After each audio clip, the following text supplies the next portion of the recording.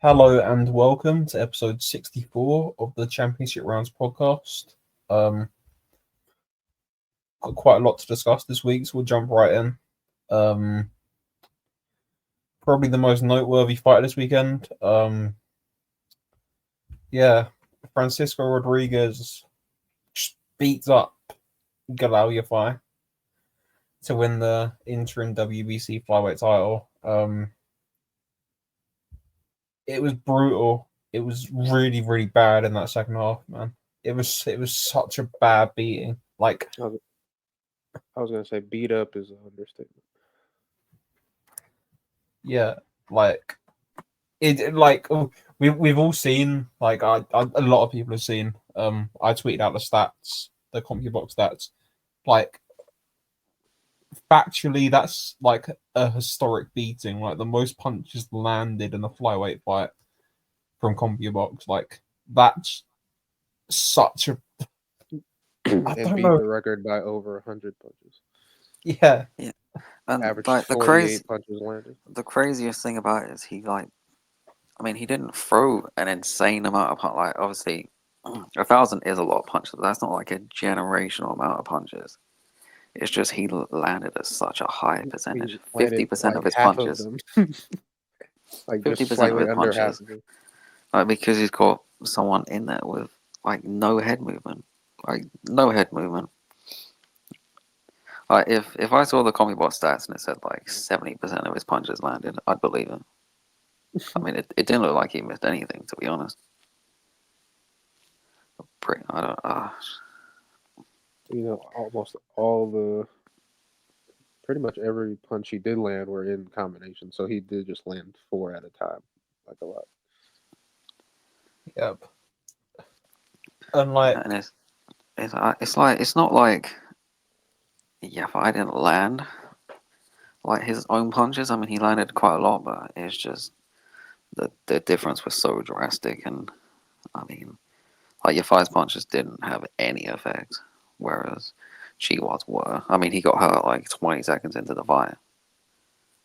In like seven different times. Yeah, like in that second half, he was hurt in like most rounds, on the verge of being stopped numerous times.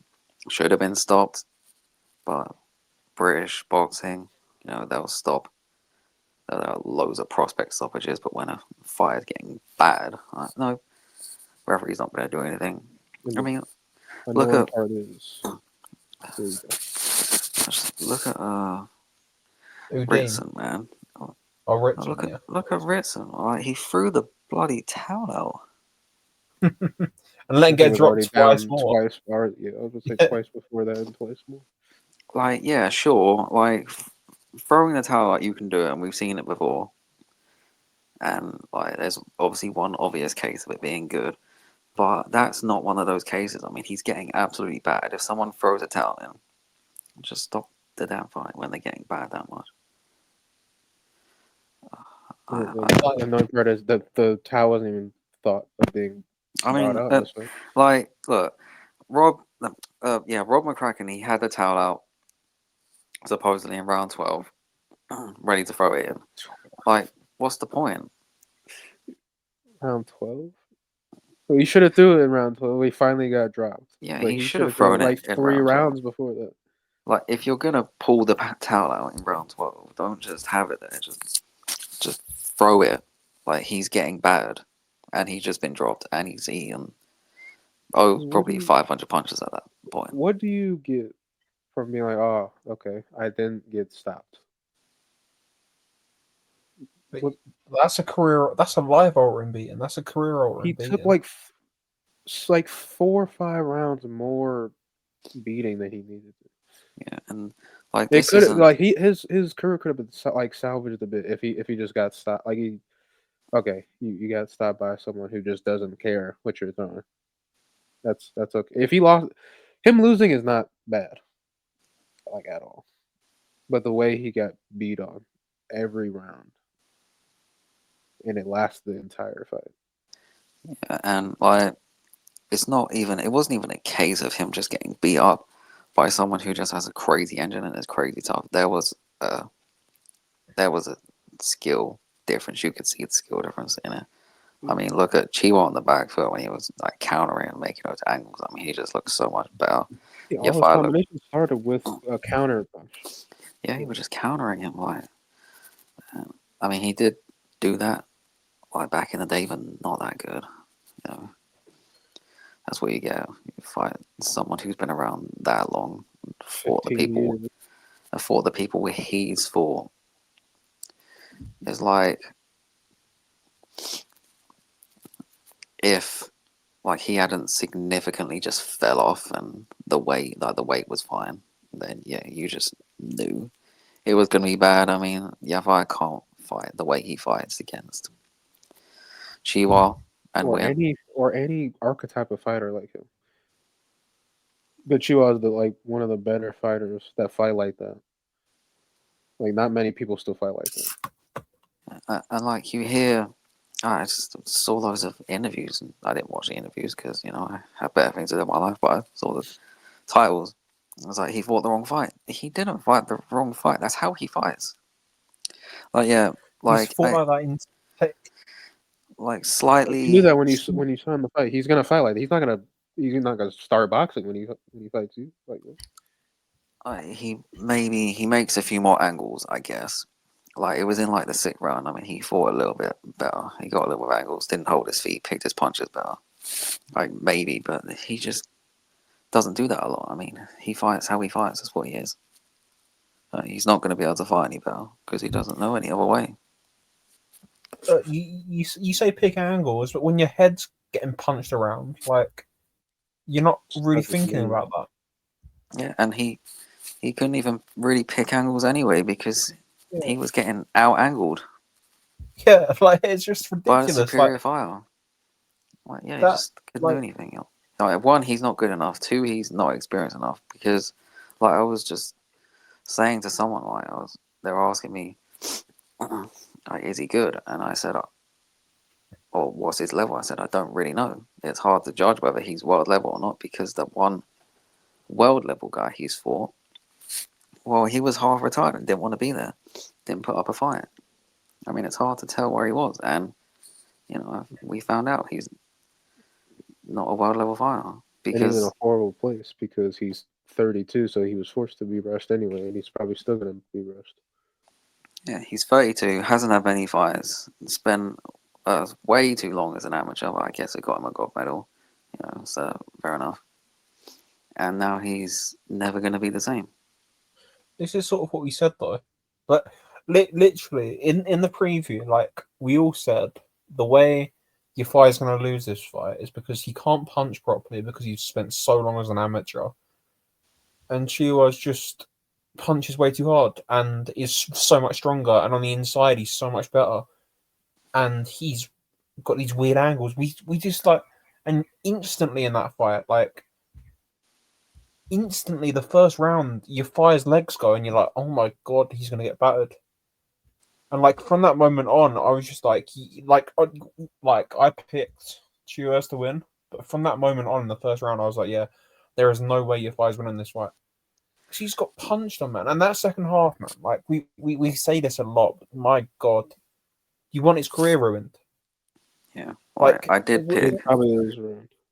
Yeah, I did pick Yavai to win in the podcast, but I mean, 60% of that was just trying to mix it up because you're both going for Shiwa. Like, I still didn't really like until Chihuahua turned it up in the second half. I wasn't confident that they'd give it to him if it made it to the end because you see the what are they called? Like British scorecards. the score, like the non-real scorecards. They were all given you 5 rounds that he clearly didn't win. Yeah, the unofficial ones. Yeah, unofficial. What's his McGrail face? gave him like McGrail 3 had of the him. first 5 fights. McGrail had him ahead after like 4, 5 rounds. I think he had him up like 3-2. Look, And then maybe. the other 2 had Chew up 3-2. I was At like, least, I yeah, at don't least know if they had. Yafai won 3 rounds. I think, like, if you're generous, you can give them 2. Yeah, And they were early. Like Yeah, I they was didn't. like, He didn't he win won in the anything. first Didn't 5 win rounds. anything after The first 5 rounds. in the second half. Got bad. Like, well, maybe he's probably like not very happy right now. He doesn't have his brother's chins. Yeah, they're Well, he's all. gonna have it now because he's Yeah, Well, he'll retired. have it now. he might have had it, but now it's Yeah, now it's done. it's It's beaten. over. So it's, yeah. Like, cause like, yeah, I mean, he has an insane chin and he's insanely tough, and that's what the corners and the refs are there to save people who are like that. Well, Kraken isn't, is he? Well, he's an idiot. Well, yeah. Look at his best fighter ever. Carl Froch. Yeah, like the amount of beatings he took in like first half of fights and stuff like that. Like, it's just I don't know. I don't think he's a very He's an good trainer. anomaly, and he probably thinks he could just do they could just do that. Yeah. Yeah, maybe. I mean, yeah, pretty much. He spent so long seeing Carl Froch just come back in the second half and just take massive beatings and still be fine. Yeah, Annie Joshua and like Yafai, those they're not Froch. Froch is an anomaly. Yeah. Well, one of few anomalies. Yeah. Like his career's ruined. Like his defense, like that defense was never going to go well anyway. But man, like you could have saved him from about 300-400 punch, or not, probably about 200 punches landed there. Because I know it's CompuBox, but like the last 3 rounds or the last 4 rounds, round 9 he lands 57 of 88 at 64%. Round 10, 44 of 87, 50.6%. Round 11, 46 of 80 at 57%. Round 12, 47 of 79 at 59.5%. Like, what? You're landing at you're landing at over 55% You know what's for funny? 5 rounds straight. You know what's funny when we talk about CompuBox, it's usually for they gave him too much credit, like with AJ Usyk that he threw so many more punches, but he Yeah. was really just pawing with most of them.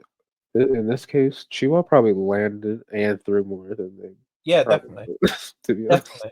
That's Which is the even ridiculous thing. nasty because he landed like on there. He landed 53% of his punches while throwing over 1,000 of them. It's He landed ridiculous. almost 600 punches. It's ridiculous. And the previous flyweight record was like 474 with Segura like 12 years ago.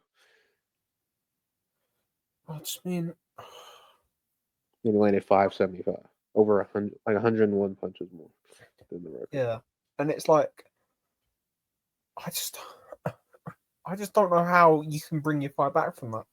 You can't. Nothing works. I'm not gonna. It's done.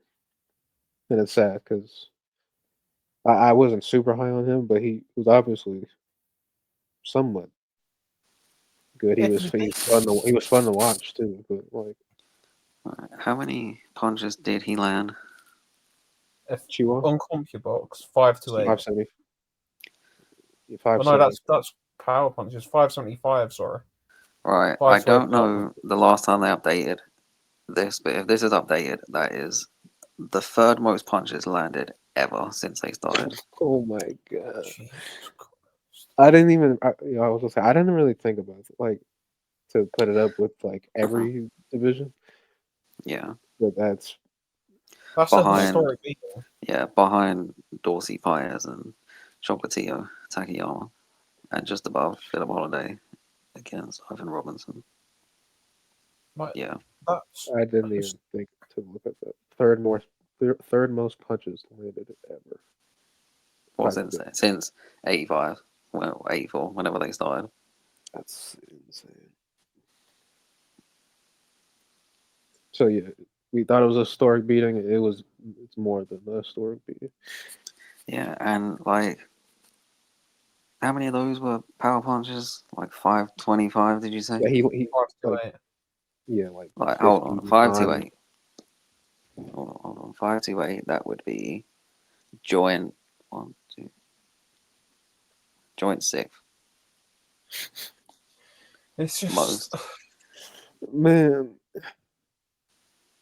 no one should be getting hit in the head that much, especially someone that small. Yeah, he and landed 40 or more power punches in 10 rounds. Chihuahua can punch, man, as well. He's not just getting hit by just anyone. And again, like I said, they're like 5 at a time, and Yafai's not moving his head, so they're just all hitting. They're all just moving him. Like, the only reason he didn't really stop him was, well, one, he was cornering the referee is. Two, Yafai was excessively holding and didn't get any warnings for that. And Chihuahua's way past his prime. This is a 2017 Chihuahua. He stops him without In the like need half for the rounds. without the need for the ref to mercy save or his corner throw in the towel. You know, Chihuahua's back, man. Let's go. He never left. I didn't leave. He went to Mexico for like 5 years. But yeah, we're back. Yeah, it's But like yeah. if you're not like elite or like high world level, you're not being Chima.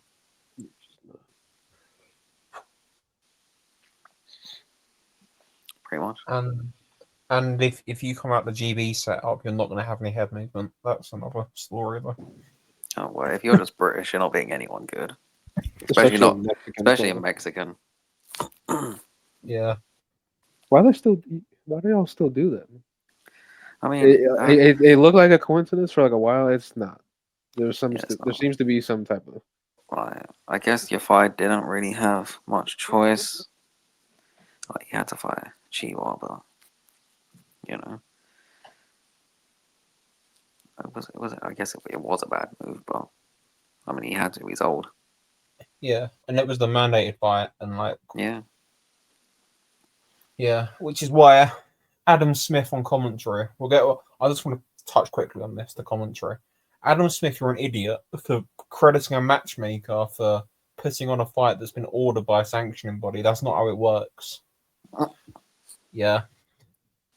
That's just not how it works. And the commentary screaming that it was competitive and it was a back and forth war all night. Like, no, it just wasn't. Like, if the second half was like the first half, and you want to call that competitive, sure, I won't argue with you. But that second half exists.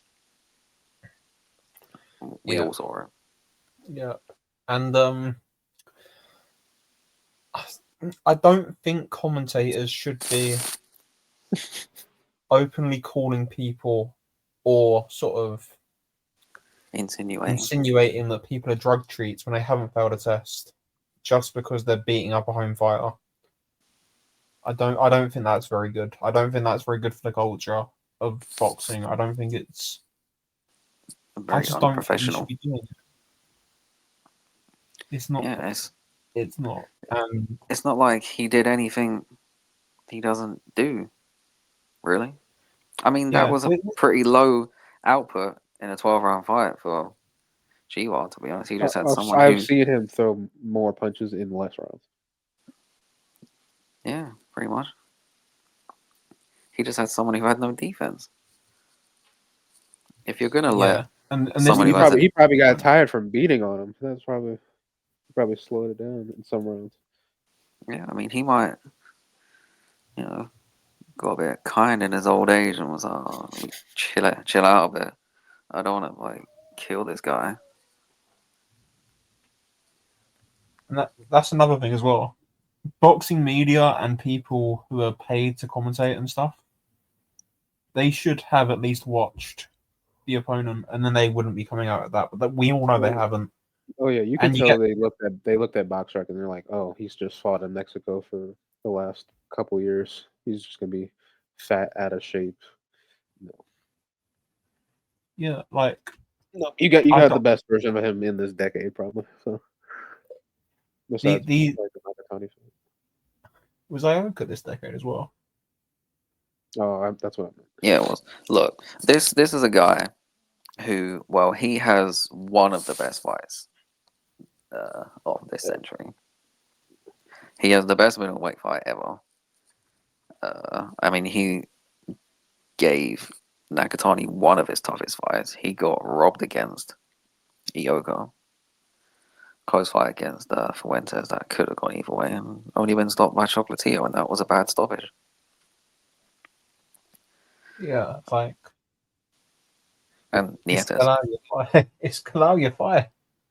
Yeah, it's like, who do they think Galal Yafai is? Generational, apparently.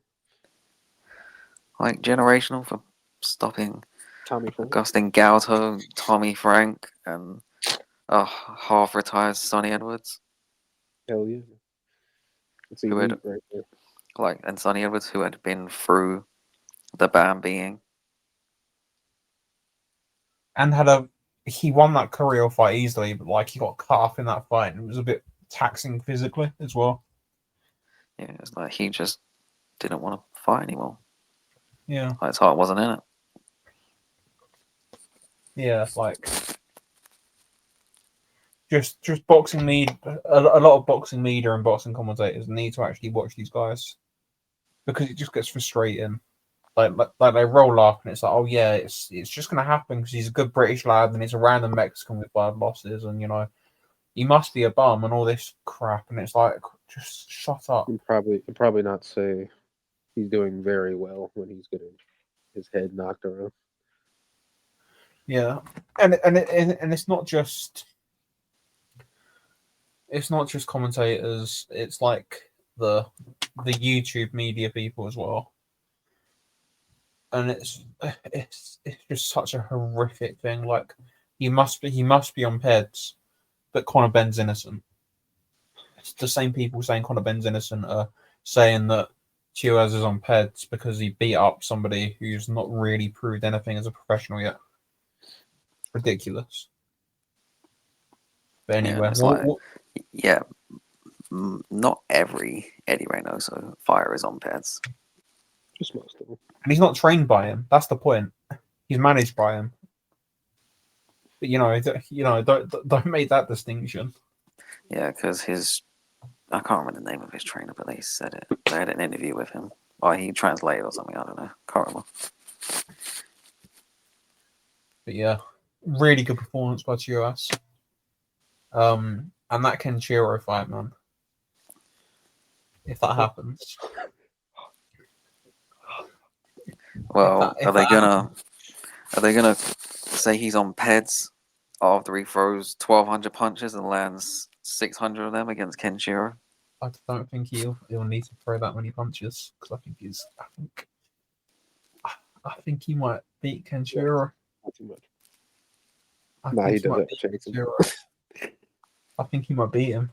Yeah, imagine he stops Kenshiro, but No, not hey, Yafai. Oh, hey. We don't do that.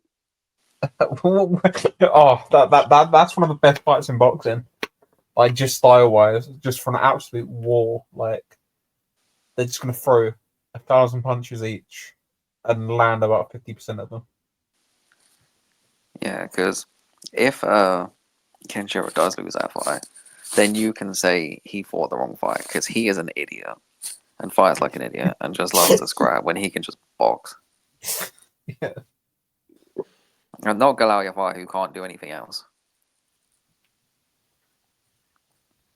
Yep.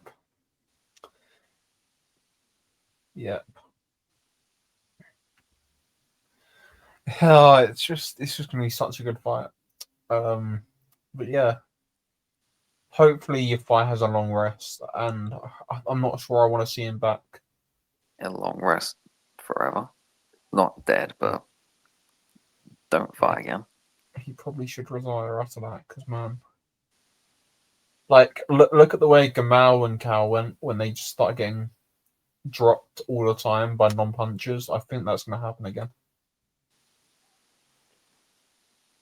After that beating, man. Like, yeah, that was bad. But we'll move on. On this undercard, Conor Walker wins again.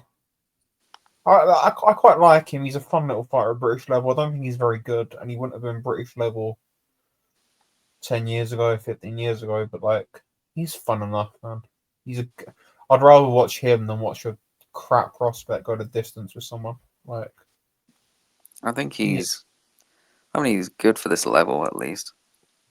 yeah, he's a fun little fighter, and that's Yeah. what you want on the card, really. I mean, it was a pretty good and competitive fight, but you could just tell that Liam Taylor was just being broken down round after round. I mean, I'm kind of surprised he lost it as long as he did. Like, his nose was gone pretty quick, and he just looked in pain, but he just kept throwing. But, like, just nothing was having an effect. I mean, Conor Walker just has a good chin. He can take it. Bloody Harry Scarf, man. Oh. So one more round, and you win. Yep. And make us look like geniuses. But instead, you make Taj like a genius. Yeah. Well, half genius. I mean, he didn't pick him to stop him.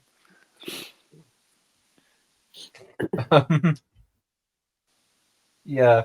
Also on the card, Peter McGuire won, beat Baluta. I don't know what the draw card was looking at. That was a good performance. I'm not gonna lie. I watched about 6 rounds of that fight, and McGuire won every one of them. And yeah, he won every round. I gave him every round. Like that's the worst Baluta I've seen in a long time. Yeah, pretty much. I get the sense he's coming towards the end of it. Like, yeah, he is. On he doesn't have much left. But then again, maybe it's like a Brit didn't actually fight with him for once. Either. He pushed him back. Yeah, like the counters that Baluta was eating. I mean, they were pretty crazy, to be honest. Yeah, good performance, great best performance, I think. Yeah, probably. Probably McGuire. I'd like another one. Like, he's decent enough, but another one of these GB kids with absolutely no defense. Like, and that's his problem. It's better than Yafai's. Yeah, at least. But that's not hard. Yeah. Yeah, we'll move on to Thursday. Thursday in Japan. That seems like an age ago now, but yeah, sort of what we all sort of expected. Brian Norman just beats up Jin Sasaki and then takes his head off. In fairness, we thought it'd be a little bit earlier, but yeah, that's the knockout of the year. Just that is, isn't it? Yeah, it was just a round later than I logged it. Yeah, unfortunate. But like, yeah, you could just tell Sasaki's going down twice in the first, and it just all fell it's apart. like, oh, maybe that's what should have happened to Yafai. He would have been better off with that. Yeah, he would have been. I imagine, like, Sasaki had like a crazy chin. He's taking about, well, not as bad of a being because Brian Norman doesn't throw as many punches, but he's taking a lot. Like, yeah, I don't know. It's just, if you've seen Jin Sasaki fight, that's exactly how it was going to go. I mean, I don't know. Like, he somehow kept him in there. Yeah, somehow he's worked his way into a position to fight for a world title. Well, somehow being the welterweight division is absolutely fucking awful. And he's fought like, well, Stanios is still there, right? He hasn't moved up. No, he's still there. All right. Well, possibly he's fought possibly the best welterweight in the world and got Jin. Like, a chin as in like actually chin this time. Not just a little jokey, oh, he got chin. He got stretched out and he got knocked unconscious. Yeah, knocked unconscious with his best punch. Very poetic. Yeah. There's not much else to say on that, really. Right. Good knockout. Parry. See, Brian Norman, he can defend the jab. Well, man. Parry the jab to the stomach. Boom. Left hook. Dead. Pop, pop, bang. Yeah. Talking about welterweights and low defense, we'll run through some card order. Sora Tanaka beats Takaru Kabata in the 4th round to win the OPBF welterweight title. He might be worse defensively than anybody we've talked about today. Sora Tanaka. He's going to be really fun. For 3 more fights, maybe. Yeah, and he's going to get brutally knocked out multiple times in his career. But he's going to be really fun because he's just going to run forward and throw loads of punches and with no regard for defense at all. And he's going to get chinned, but he's going to be fun. Yeah, It's going to be really fun. Until he gets chinned and never wakes up. Yeah. After being chinned 6 times in a row. Yeah, it's not great. I mean, great fight. Best fight of the weekend. The week. It wasn't actually the weekend. Best fight of the week. By quite a reasonable margin, I guess. Yep. Although the Brits will tell you that Yafai Chihuas was the best fight of the weekend. That shit was so annoying. I was seeing fight of the year tweets like 8 rounds in. I'm like, can we please be serious? Beating of the year. Should be.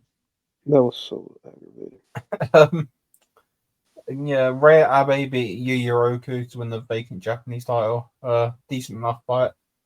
Rhea Abe, just nipped the lead and then just lost a few rounds down the stretch, but he sorted that fight out in the first half. Yeah, it's like he had a massive lead, and then he faded a bit, but he had a big enough lead to just win. I mean, it was a good performance for like 6 rounds. Yeah. Like, he's just above Japanese level, really. Yeah. Pretty much. Like, Oku's going to win a Japanese title at some point, but he's not going to go higher than Japanese level. Or maybe OPBF.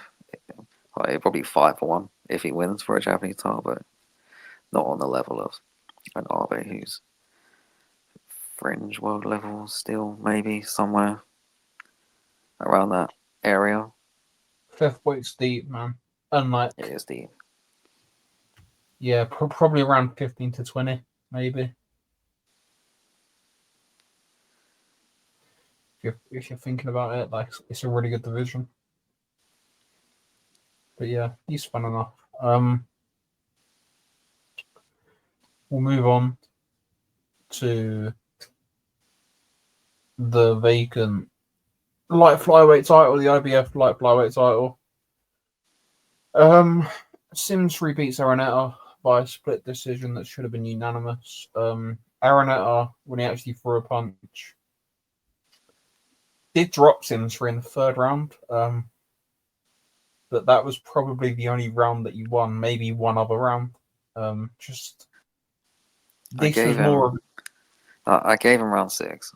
That's just because he landed that like massive left hook or left hand at the end. That was really Also crazy that he took that knockdown punch. Yeah, like there's like 2 other punches like near the end of the round that he took clean, as well as the knockdown punch. The other times he took it better. Overhand punches by Christian Araneta should render you unconscious. Right, this is Christian Araneta. All he can do is punch. Pretty much. Oh, but he's not good. Like, it was more Araneta not doing anything rather than Simsbury doing it, which was making Simsbury win the round. Like, Simsbury would like jab a few times and that would be it for the round because Araneta just would not throw anything. he wasn't like crazy active himself, but a little activity is better than no activity. I mean, it was a good enough performance. I mean, he outboxed him just pretty easily, and early, I mean, he couldn't miss. But then the knockdown made him chill. Just all he had to do was be smart, not get caught with anything, and he wins the fight. And he did. Yeah. Oh, that division is not good. Right. Hopefully Takami can win a title and Oscar Collazo can move up. So that's what I'm sort of hoping for. Get it moving again. And Canizales beats Pena. And then you've got Oh, he will. He will, yeah. He will.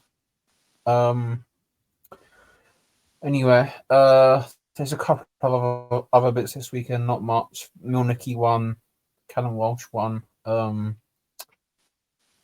don't think there's much else. Yeah. Jahai Tucker beat. Jahai Tucker beat Truck Simpson. I actually ended up going with Jahai Tucker in the end, actually. Yeah, I didn't. I'm sad. Like, I was just thinking about it, just after the Chihuahua fight. I was just brushing my teeth and I was like, Truck hasn't impressed me in ages. And he's just. Tucker he's just an awkward fighter, isn't he? Really. I mean, it was a reasonably good performance. I mean, look, Chuck, he couldn't get any offense going. Tucker's defense was way too good. Couldn't really land too much clean. And, it was a pretty offensive fight for Tucker, to be honest. I wonder why. It wasn't the fact that they had an illegal ring or anything. No. Are you talking about the 9x9 ring? Yeah, a commissioner's 14x14 ring is illegal. Minimum is 16x16. Unless you're in Mexico, then they can do whatever they want. But you weren't. I think they were in Mexico. I mean, that ring was so small. And yeah, what the production as well. The production looked terrible. Yeah, it kind of looked. I said it kind of looked like a souped up Don King show. Yeah, or they might as well have been in Mexico. It looked like a Zampa card. Okay. Yeah. Well, I watched like 4 rounds of the Milnicki fight. I watched him drop him. Then I was like, oh, brilliant. He's going to go the distance again after dropping someone. I turned it off. Yeah, he didn't do anything after that. Yeah, I mean, it's obvious. He has no killer instinct. Like, yeah, I get it. He can sell, and that's fine. But, and it's even like top rank. They were like, oh, yeah, wherever the hell Milnicki's from, Power coming to wherever the hell they had the fight. Like, well, maybe, but his finishing ability wasn't.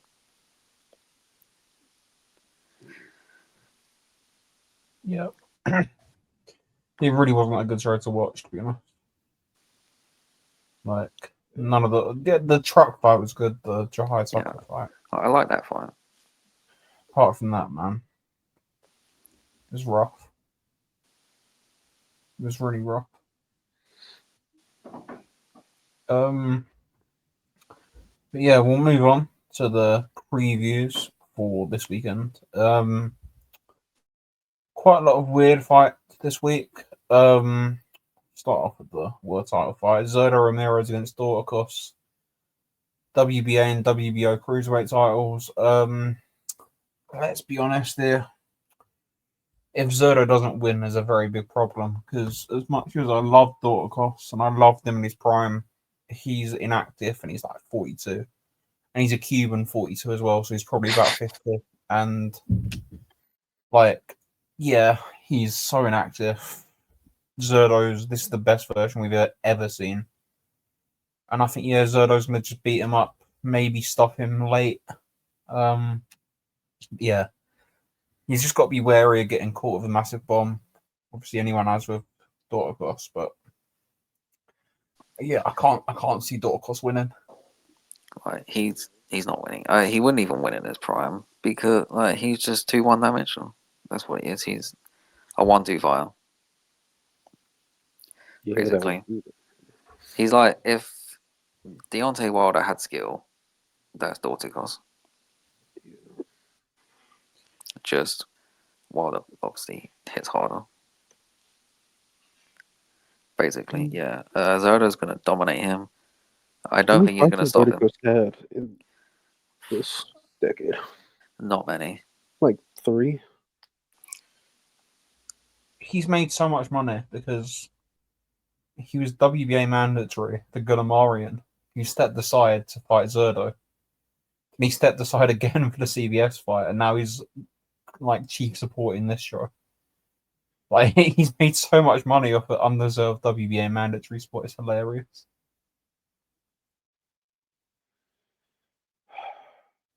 He needs to. He needs to hope for a miracle to beat him. To be honest, he needs to one punch shin him in. It's Zurdo. You're not. He's probably going to end his career off with 0 stoppage losses. So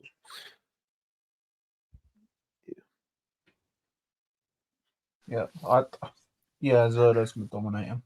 Yeah, like for my money, Dorticos is fighting the best cruiserweight in the world. Like IMO. Yeah, he's up there. And we're gonna see it, pretty much. Yeah. Well, it depends. Like, do you like Gulamirin and CBS wins or 2 wins over Bradis? I mean, like Bradis is better, but I'm probably like Bradis, but Zurdo looks much better. You know, like performance does matter, but look much better, and he's won almost every round in both those fights. Bradis is better. Bradis is better, but he did get his jaw rearranged, and then almost got stopped in the second fight. So, but maybe Zurdo would have had as much trouble as Opetaya did against Bradis. maybe not jaw breaking. Probably not jaw breaking. I mean, he's Mexican, but then again, Australians are insanely tough as well. Well, Samoan.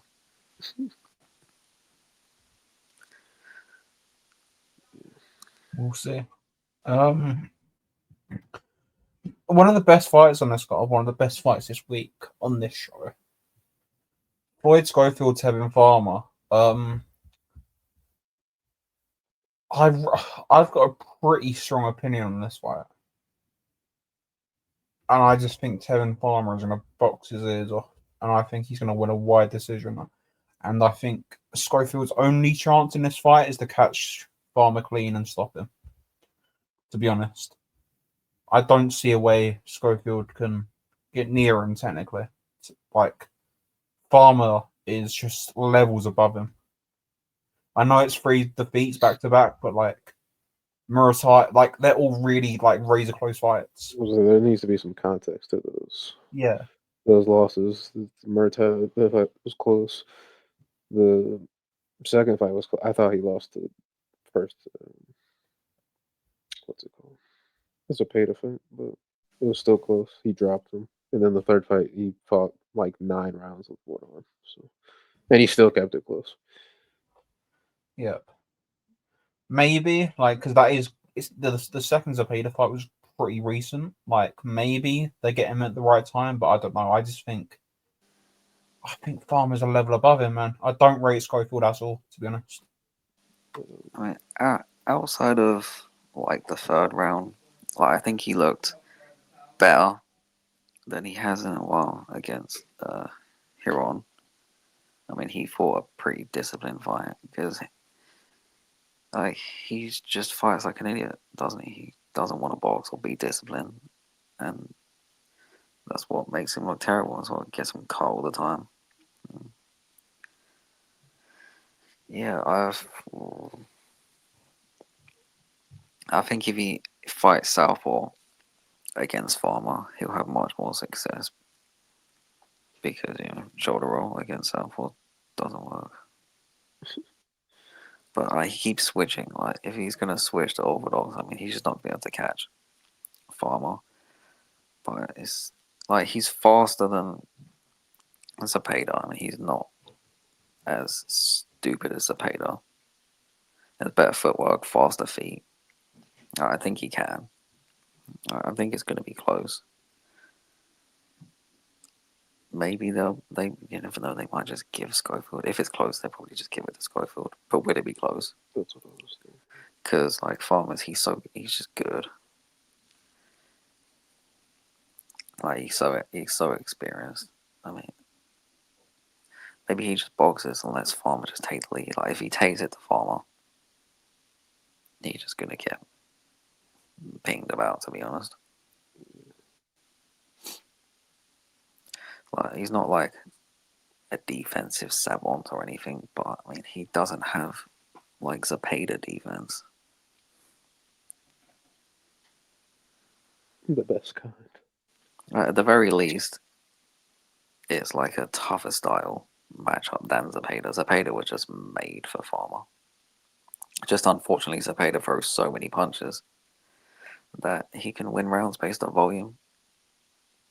Even if I thought he lost the second fight. Yeah. Because when he gets behind the jab, maybe he can just keep Farm on the end of the jab.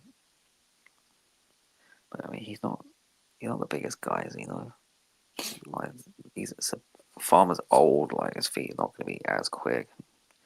Get in range. I mean, he's just been like just sitting there, countering offensive opponents like Cepeda and Muratile. I mean, it all depends on how Schofield fights. Well, if he boxes, he can win. If he comes forward, he's going to lose.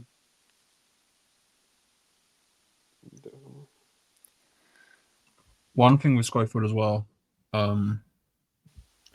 well, he's got an absolute moron in his corner. And I think when it gets tough, I don't think it's going to be good with his dad in his corner.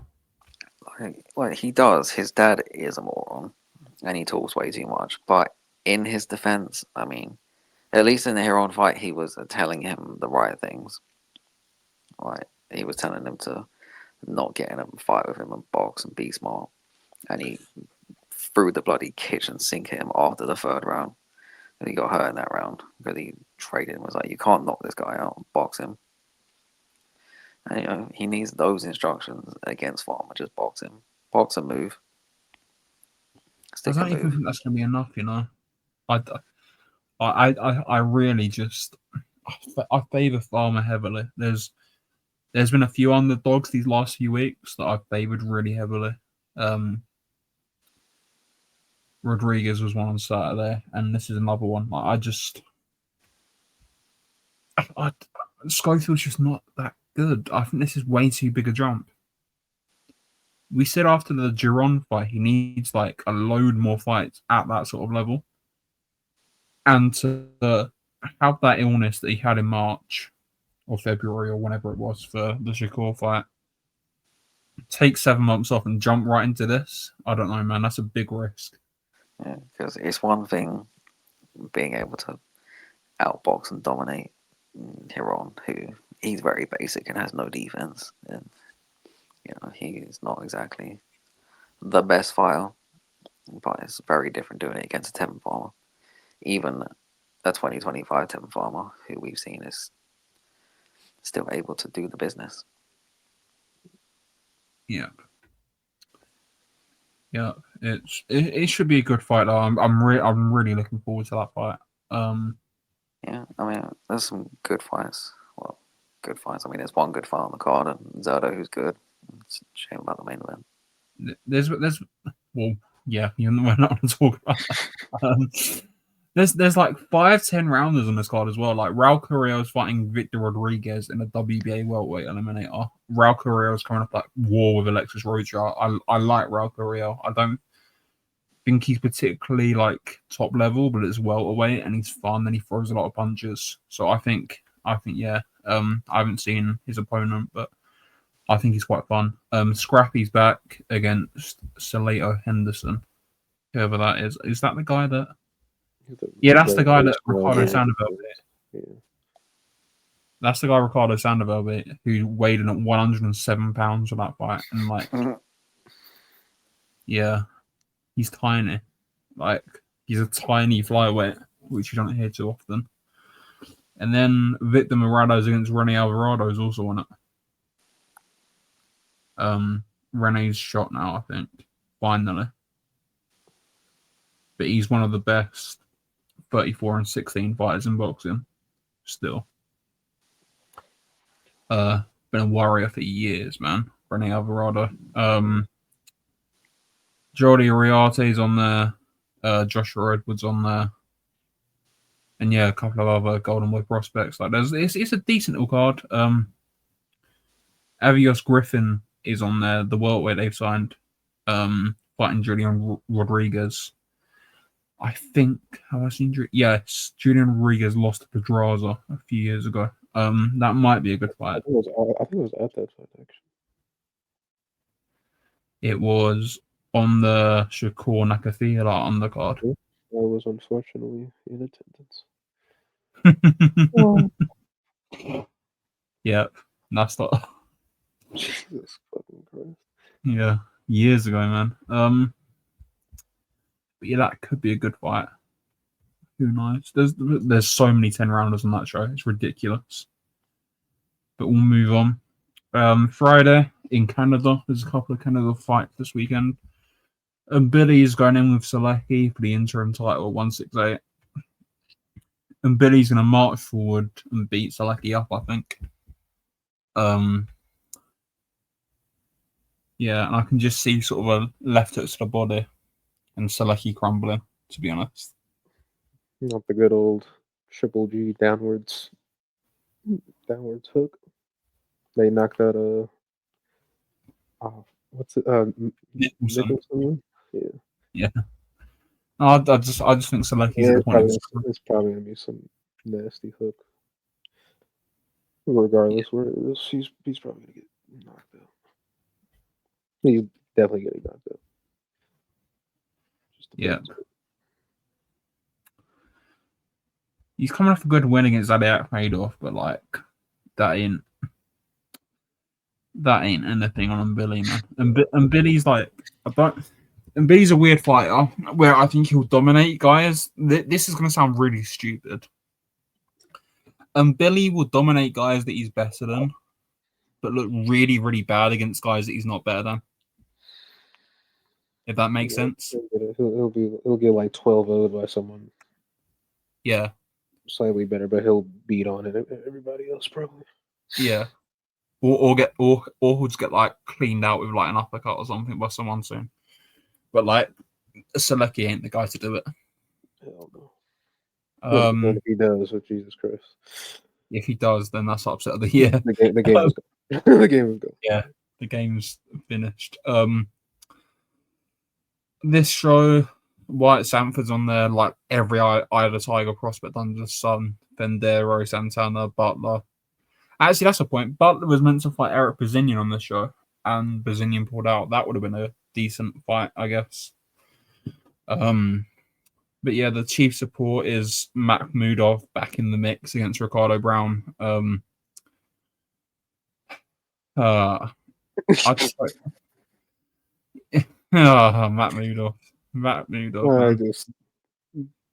I don't need to see him on my screen anymore. I don't think. I don't think I do.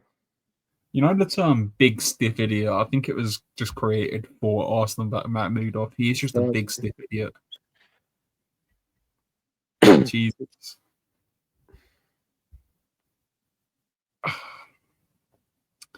Yeah, we don't need to see him. But I guess like it's heavyweight. You can recycle heavyweights forever, and we'll get on to recycling heavyweights forever in a minute. But yeah. Deontay Wilder's back in somewhere in the middle of Kansas against Tyrell Herndon. Don't know why he's back. It's a BLK pay-per-view. Like, he is fully gone. He's hanging about for money fights in Saudi, I guess. But my God, just retire, man. You're done. You're finished. Just stop boxing, please. You were really, really fun, and you were really, really explosive, but you're gone. Just stop it. Just stop boxing, please. He needs to fuck off. He's 40 this year. I thought he was older. Herndon's gonna get hit with like not even a good shot, go down, get counted out, and everyone's gonna be like, "Oh yeah, God, Wilder's back. He's back. Wilder's back." Like, genuinely, if the punch like doesn't even properly land, I wouldn't be surprised. Yeah, what was that fight? Gassy. Yeah, Malik Scott. What he did to Malik Scott. His future trainer took a dive against him. Pretty much. Gassiev against the bloke that Talma just beat Balogun. Yeah. That's the exact same thing that happened there. But yeah, and they're gonna scream that he's back when he's not back because he's shot to pieces. Scream that he's back. Oh, AJ Wilder is on 2025. And then it doesn't happen for the 9th consecutive year. I don't know. Getting on for a decade at this point. I mean, they first talked about that fight when was it? It was 2016. It's probably around Joshua Wyatt, because that was for a WBC title, wasn't it? Yeah. Like WBC International. Like it's probably around then that they started talking about it. Yeah, like the first proper one was when he beat Charles Warren. Yeah. And then they flew him over to Klitschko, and yeah. Yeah. Oh. These heavyweights clinging on, it's just embarrassing at this point. But yeah, it's not great. And there's a few prospects on his undercard. There's one notable name ish, I guess. Nico Hernandez, who's an Olympic bronze medalist, won bronze in Rio, is fighting. Had a ridiculously stop-start career. Last fight was in June 2023. Like, he's only 11-0, turned professional in 2017. Like, he's had a mess of a professional career. Probably should have stayed amateur. But yeah, there's not much else in this card. Looks like a load of local prospects, really, and not much else. I'm just looking through it. There's a Cuban heavyweight. Yeah, and there's nothing on there. There's nothing on this card apart from the main event, and even that's not a real fight. And if it is a real fight, then Wilder really does need to finish.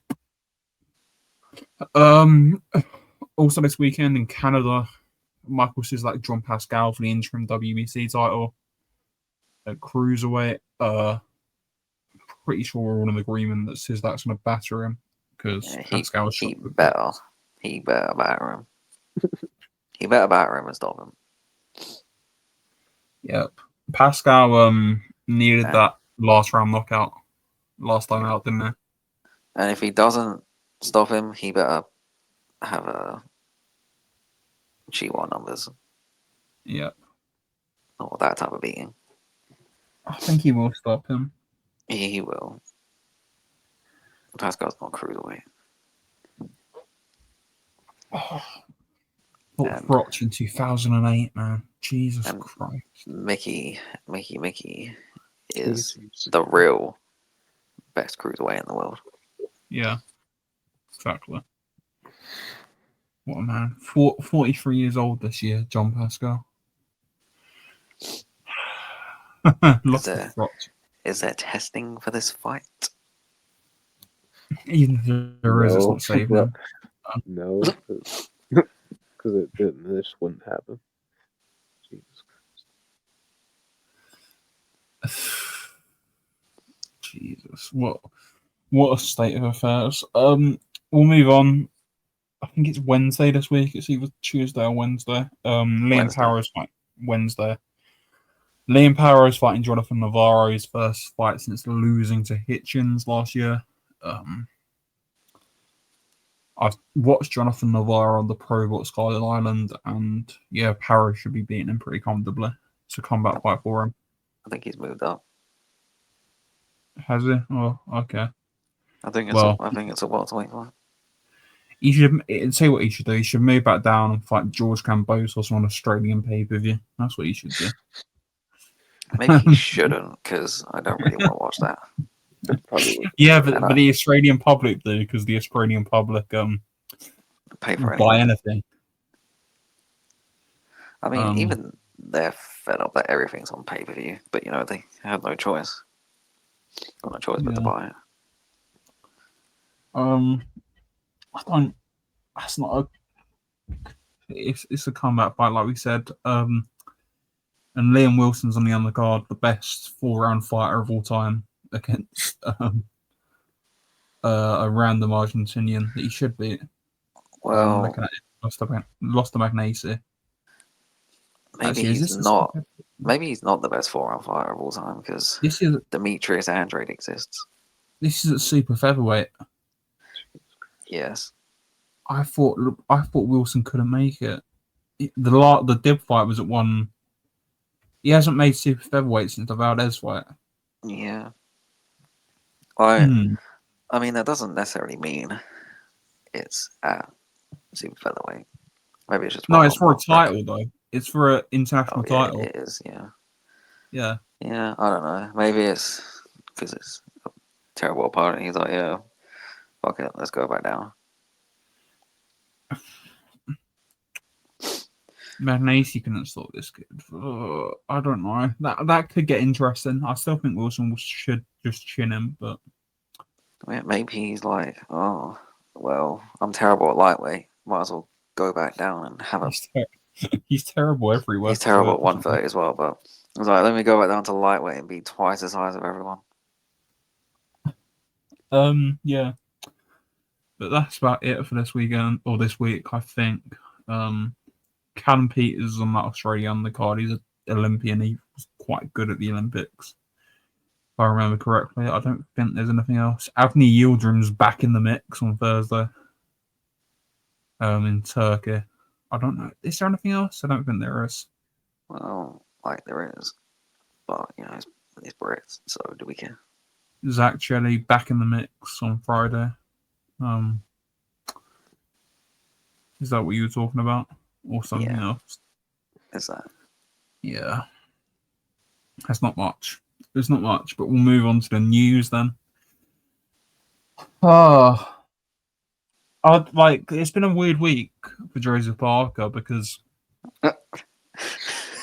firstly this week we get news that the WBO have approved sanctioning for a Derek Chisora fight, and you're like, why? This is probably the worst opponent they can get in for Parker. Like, what's the need? He's beaten him twice. He flogged him in the rematch. And what's the point? Parker's on a good run. You don't need to stoop to this level. Then, that Mick McCarthy video where it's like, surely it can't get worse, and he's like, yeah, it can. Yeah, it can. It definitely can, because why are we sending Dave Allen offers to fight Joseph Parker in 2025? I think we're in a simulation. Yeah, when I said I want Dave Allen to get a big fight, I didn't mean against anyone that good. I meant for a British title or something, not against Joseph Parker. Yeah. If Usyk wins in July and retires, that's a world title fight. Oh no. Because Parker's interim.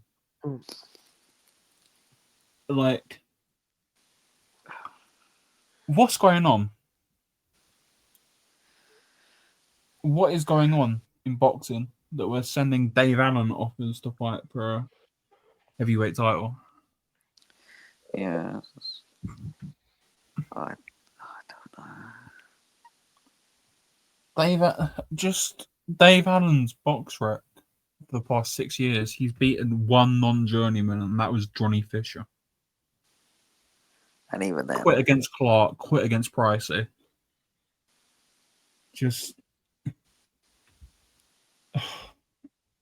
This is the sins of Eddie Hearn, making him into a cult figure. This is lad Bible boxing. It's just disgraceful. It's embarrassing.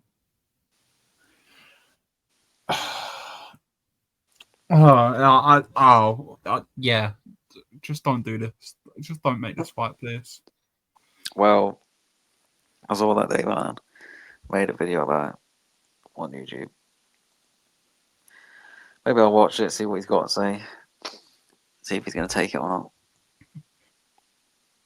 You'll need captions because nobody can understand Dave Allen anymore because he's taken that many punches. Yeah, we'll see. Yeah, it's not good. Metrozaliev versus Josh Kelly is apparently in talks for the Canelo Crawford on the guard. Why? Yeah, we thought that was going to be the worst news of the week. Yeah. No. Like, The I whole put card is I put out a tweet last week before this news broke. Just listing some of the fighters at sort of super welterweight. And the list is endless. You've got guys like Jesus Ramos that are, I know you're going to get annoyed at me saying that. But Yeah. Jesus Ramos, sort of with nowhere to go. Lubin's there, who's his mandatory. You got guys like Lima there, who's actually got some good wins away from home, risking it. You've got guys, I don't know. There's so many fighters. Katsarakis. Like, there's Josh Kelly, man. There was so many fighters you didn't even mention Majimov. Exactly. There's like, oh my god. Yeah, you know who you didn't put in that list? Yeah. Josh Kelly. Oh yeah. There's a reason for that, man. Josh Kelly, man, PBK. He's gonna get his head taken off, isn't he? Yeah, Jesus. When they're showing some positive news, August 23rd in Orlando. MVP have put on a good show. We didn't talk about what they're doing on Saturday really, because clown show and all that. But Ortiz against Steve Claggett, Jermaine Ortiz, Steve Claggett is a really good fight. And then Yankee Rivera against Angelina Cordova for the interim title. I make Rivera quite a big favourite, but that should be a fun fight. I don't know why it's for an interim title though. Also, they haven't announced this yet, but on the WBA schedule, Ioannis Tellez is apparently fighting Abbas Barao on that card. They just haven't announced it yet. That's a decent enough fight for Tellez, I think. I think Barao's pretty underrated. Got robbed against Jack Colguy. But yeah, that's a really solid 3-fight card for that sort of level of show. And then if Tellez wins, he'll fight Boots. Possibly. Yeah. For the full title, or he'll get upgraded and, do all that stuff. Yeah, he'll get upgraded. Definitely. He's interim. your favorite. Yep. Body upgrades. Love an upgrade. I love people winning titles in the ring. There's more interim titles than ever. Also at night, it's in Miami, but Kvratulov, 6'4" from Bulgaria, will be defending his WBA regular heavyweight title against Michael Hunter, which is what we want. Who's we? We. We. Don King's promoting heavyweight title fights in 2025, man. The sport has never sunk lower. It's brilliant. Yeah, if Usyk retires after beating Dubois again, Kubrat Pulev against Michael Hunter in a bingo hall in Miami is an official heavyweight title fight, promoted by Don King. Yeah, they might have to like abolish the heavyweight division if that happens.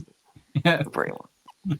Yeah. this is what I was saying. We can't have Usyk vacating because Pulev's going to be champion, and this is going to happen. Well, But anyway, I'd rather let's let him lose then. But Hunter could be champion. and then let Hunter get chinned by Wardlow. Hopefully. Oh, the But anyway, thick body.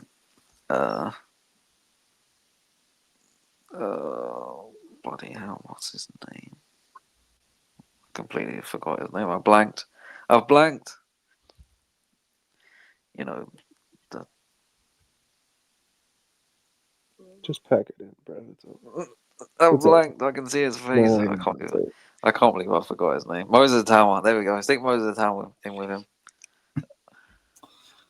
oh my god. Yeah. Boxing. Anyway, thank you for listening. You started rambling on there towards the end. There's a decent amount this week. There's some weird fights next week. Jazza Dickens is going to Turkey. And not to sort his nose. That's what. Yeah, I thought if you told me Jazza Dickens was trying Turkey, I thought it would be for his nose, but it's not. But yeah, maybe he can get his nose done post fight actually when he jacks it in, get his nose done out there. But anyway, yeah, thanks for listening. See you in episode 65.